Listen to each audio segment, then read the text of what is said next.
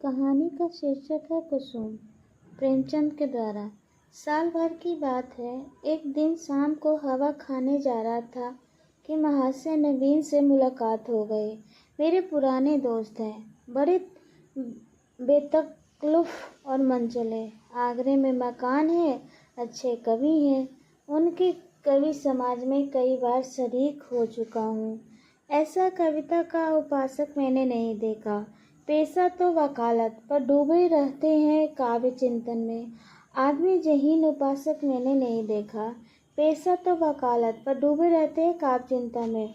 आदमी जहीन है, मुकदमा सामने आया और उसकी तह तक पहुंच गए। इसीलिए कभी कभी मुकदमे मिल जाते हैं, लेकिन कचहरी के अंदर अदालत या मुकदमे की चर्चा उनके लिए निषिद्ध है। अदालत की चार दीवारी के अंदर 4-5 घंटे वकील होते हैं।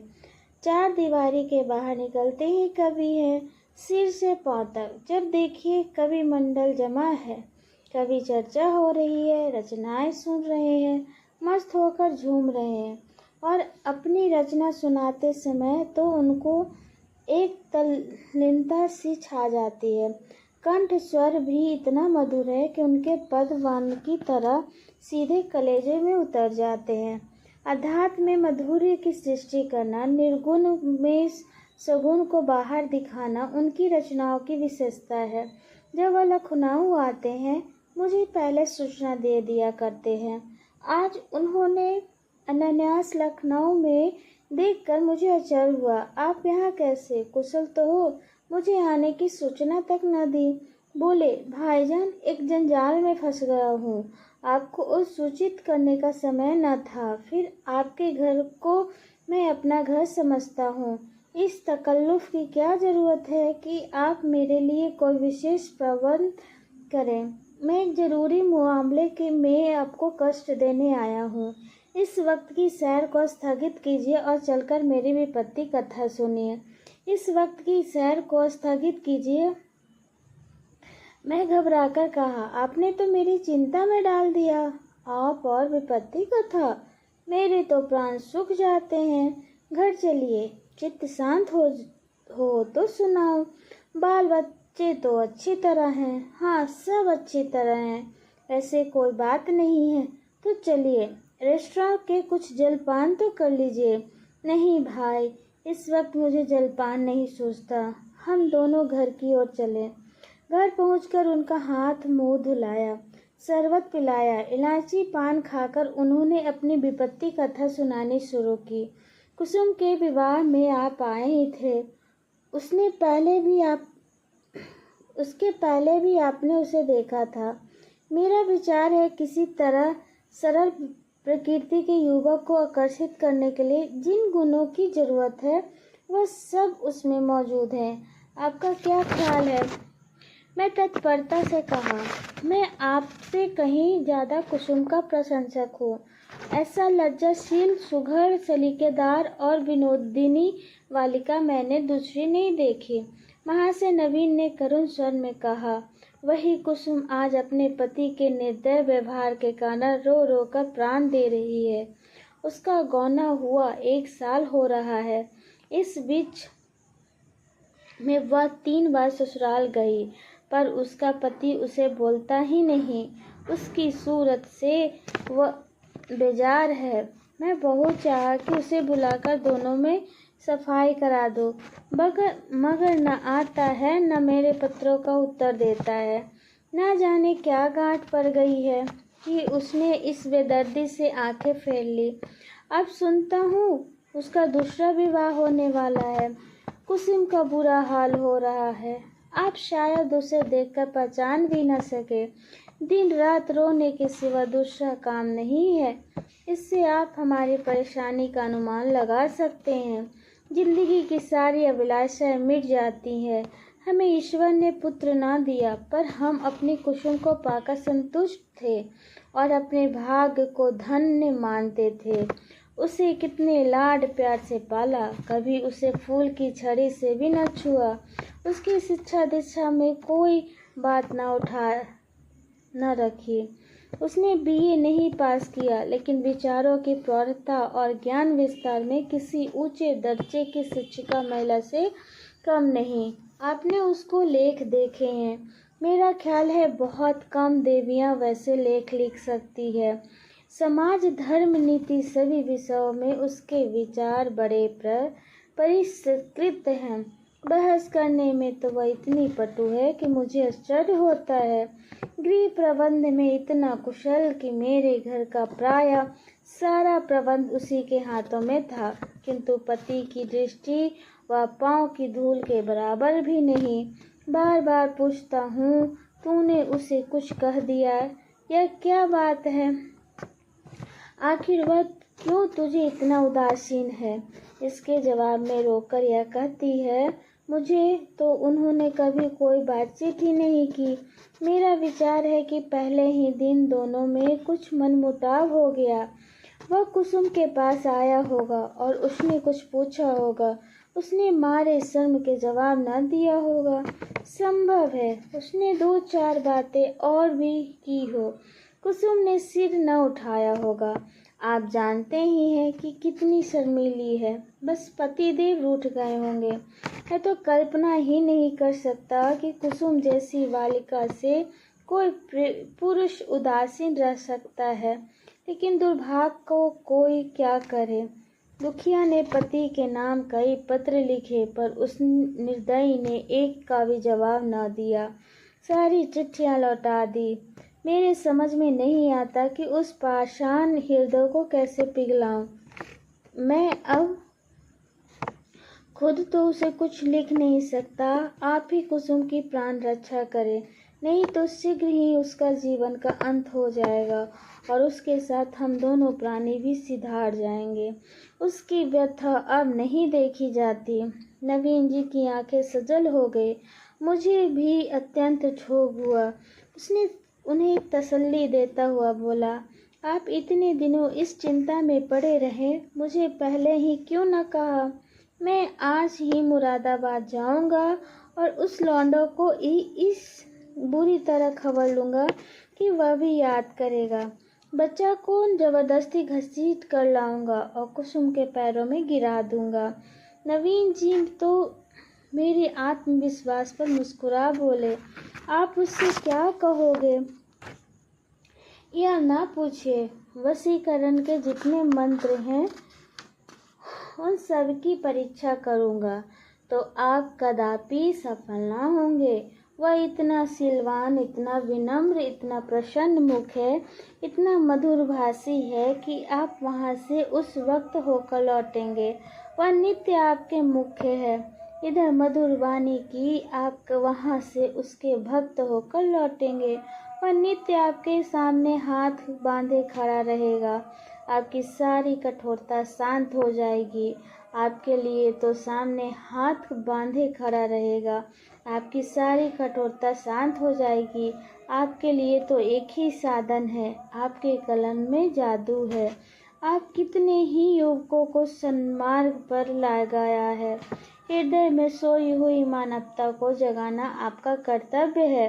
मैं चाहता हूँ आप कुसुम की ओर से एक ऐसा करुणाजनक, ऐसा दिल हिला देने वाला पत्र लिखें कि वह लज्जित हो जाए और प्रेम भावना सचेत हो उठे।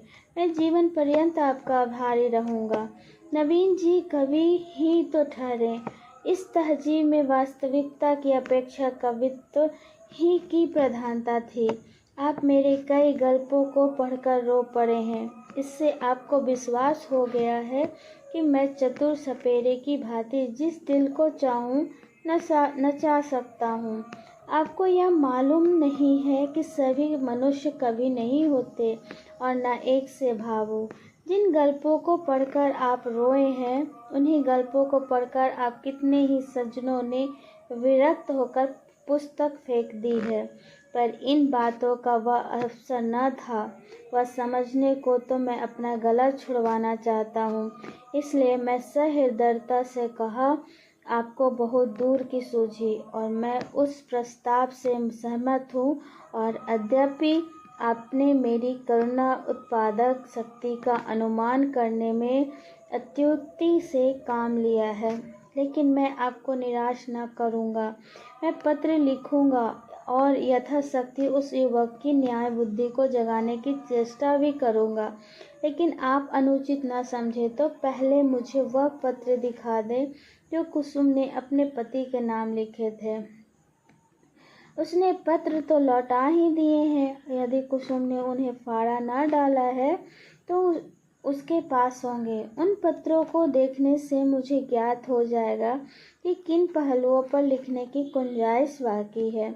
नवीन जी ने जेब से पत्रों की पुलिंदा निकालकर मेरे सामने रख दिया। मैं बोला, मैं जानता था आप इन पत्रों को देखना चाहेंगे, इसीलिए इनके साथ लेते आया हूँ। आप इन्हें शौक से पढ़ें। कुसुम जैसे मेरी लड़की है वैसी आपकी भी लड़की है, आपसे क्या पर्दा। सुगंधित गुलाबी चिकने कागज बहुत ही सुंदर अक्षरों में उन पत्रों को मैंने पढ़ना शुरू किया।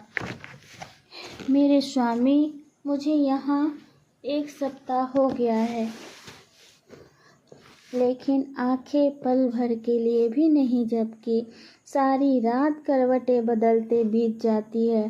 बार बार सोचती हूँ, मुझे ऐसा क्या अपराध हुआ कि उसकी आप मुझे यह सजा दे रहे हैं। आप मुझे झिड़के घुड़के कोसी, इच्छा हो तो मेरे कान भी पकड़े। मैं इन सभी सजाओं के सहर्ष सह लूँगी, लेकिन यह निष्ठुरता सही नहीं जाती। मैं आपके घर 1 सप्ताह रही, परमात्मा जानता है मेरे दिल में क्या क्या अरमान थे। मैंने कितनी बार चाहा कि आपसे कुछ पूछूं, आपसे अपने अपराधों को क्षमा कराऊं, लेकिन आप मेरी परछाई से भी दूर भागते थे। मुझे कोई अवसर न मिला। आपको याद होगा कि जब दोपहर को सारा घर सो जाता था तो मैं आपके कमरे में जाती थी और घंटे सिर झुकाए खड़ी रहती थी, पर आपने कभी आंख उठाकर न देखा।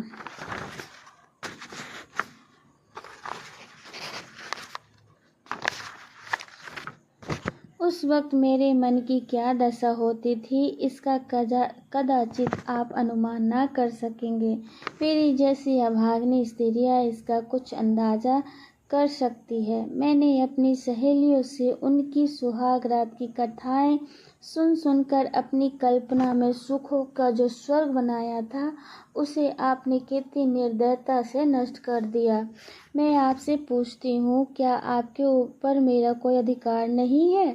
अदालत भी किसी अपराधी को दंड देती हो तो उस पर कोई न कोई अभियोग लगाती है, गवाहियाँ लेती है, उनका बयान सुनती है।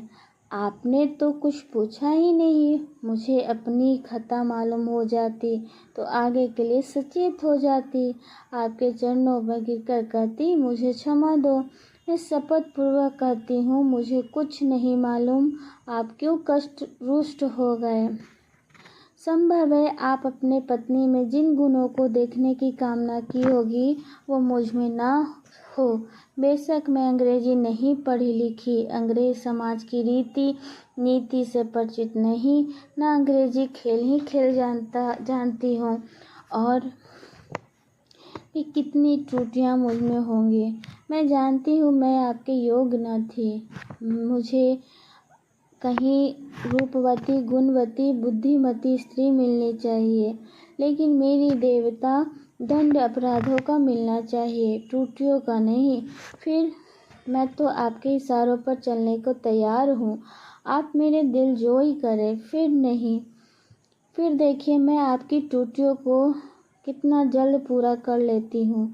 आपका प्रेम कटाक्ष मेरे रूप को प्रदीप, मेरी बुद्धि को तीव्र और मेरे भाग को बलवान कर देगा। वह विभूति पाकर मेरी काया कलप हो जाएगी। स्वामी, क्या आपने सोचा है आप यह क्रोध किस पर कर रहे हैं? यह अबला जो आपके चरणों पर पड़ी हुई है आपसे क्षमा दान मांग रही है, जो जन्म जन्मांतर के लिए आपको चेरी है। क्या इस क्रोध को सहन कर सकती है? मेरा दिल बहुत कमज़ोर है। मुझे रुलाकर इसका पश्चाताप के सिवा और क्या हाथ आएगा। इस क्रोधहीन की एक चिंगारी मुझे भस्म करने के लिए काफ़ी है। अगर आपकी इच्छा है तो मैं मर जाऊं, मैं मरने के लिए तैयार हूँ। केवल आपका इशारा चाहती हूँ।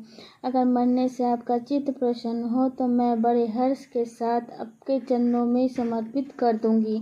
मगर इतना कहे बिना नहीं रह जाता कि मेरा 100 ऐब है, पर एक गुण भी है। मुझे दावा है आपकी जितनी सेवा मैं कर सकती हूँ उतनी कोई दूसरी स्त्री नहीं कर सकती।